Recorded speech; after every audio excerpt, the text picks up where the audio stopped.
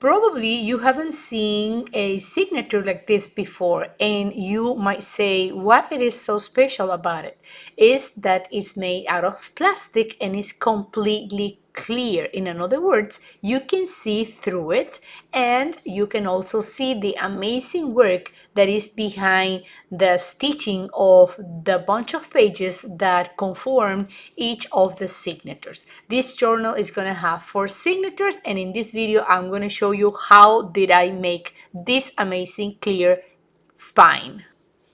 Hello and welcome to my channel. How many times have you seen something like this around your kitchen, in the supermarket, around your house, and mostly anywhere? So today I'm gonna give this box, or part of this box, a second life. And guess what? We're gonna go from here into here. Yes, as you can see, I created a clear or transparent spine for my journal that is going to allow me to see all the work I have behind each of the binding of each of the signatures that I'm going to share with you today. And with no more words, let's start. In my previous episode, I did my first attempt to create this spine and to put all the signatures together, in which is going to be one of my thicker, my bulkiest journals ever. But I consider that first attempt not too successful because the plastic wanted to open and it wanted to be independent of my hands, and even if it doesn't crack or anything, it was really hard to handle it. I was using a thin embroidery thread, same color as the color of the spine. So in this video I want to check on those, let's not call them mistakes, but I want to go over every one of the steps I previously did, and now I'm gonna be telling you what I finally did that made me have this amazing and unique signatures with this unique spine. So first of all, I choose this natural hemp cord, which was amazing because it is sturdy. I love the color, and also I use this huge needle that you see here. Another thing is that the color of the thread you're using to bind your signatures into the spine needs to be a different color and probably a different material that the one you previously used to put all your pages together in each of your signatures. Another thing is that I was telling myself, like, well, how can I do this? I really want to have this signature. So I look at the journal like every day, sitting on my desk, and I went to work and came back and I was like, okay, I need to come out with something that helps me to keep all this material that is wonderful together, and I don't want to lose my previous effort. I don't want to miss this amazing idea. So what can I do? I finally decided that the best thing and the easiest way to put all the signatures and attach them to the clear spine was like attaching them only on upper side and lower side. So as you can see here in the middle, I didn't have like any stitches.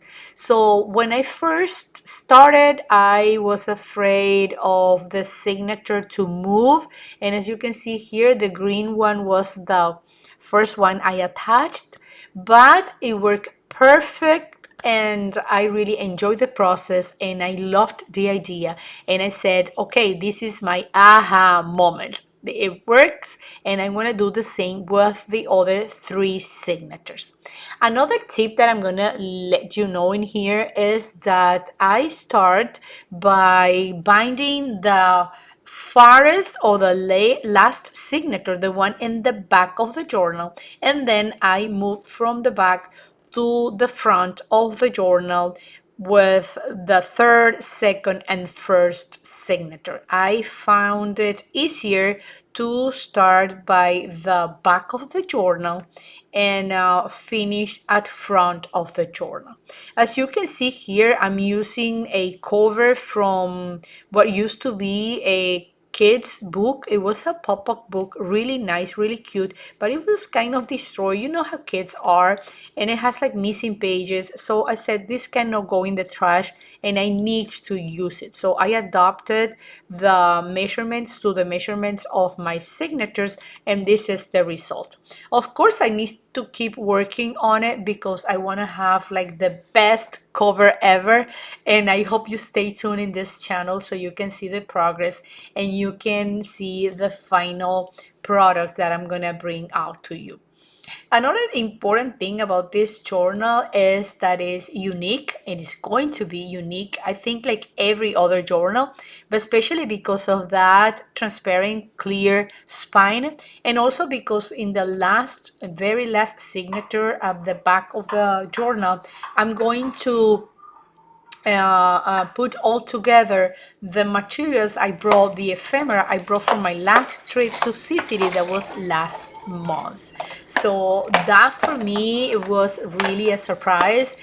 And of course, in every coffee, in every gelato, in every meal, every place I went, I was remembering my channel, Maria Creative Mind, and I was like catching up for ephemera, and I took pictures, and it was really, really amazing. The weather wasn't so nice because it was very cold. We got a lot of rain and a lot of like winter vibes, but I think that it also had his own enchantment because we use the chimney, and we did a lot of things that we don't do here in Miami, where it's most of the time it's really, really hot and sunny. So stay tuned because I'm gonna come out with that journal, and I already filmed part of the episodes, and those are gonna be on next week. So here, as you can see, I'm very, very into my last signature, which is gonna be the first one at the top of the journal. And as I said before, just if you wanna practice this idea, if you want to use it, of course, I'm pretty sure you have a plastic box somewhere in your house, and or at your friend's house or whatever, or you can go to the supermarket and bring some fruits or some veggies, and then you're gonna have plenty of boxes in different sizes and shapes. So if you want to do this, just follow these easy steps, all the tips I'm giving you in this episode, so you can be successful as I was making this journal. How can you know that every one of the sides is done? You can go and do 3 to 5 or 6 loops every time, going in and out, and then you ended making a knot, like a triple knot. Then you cut, and that's it. And you're going to repeat the same operation in each one of the signatures. If you have 4 signatures, that in my case, you are going to repeat this process 8 times, and then your signatures never are going to go away, because I can assure you that this it holds really, really good. Another thing that I wanna just a reminder is that always at the end of the episode, I'm leaving you 2 to 3 videos related with the episode you're watching.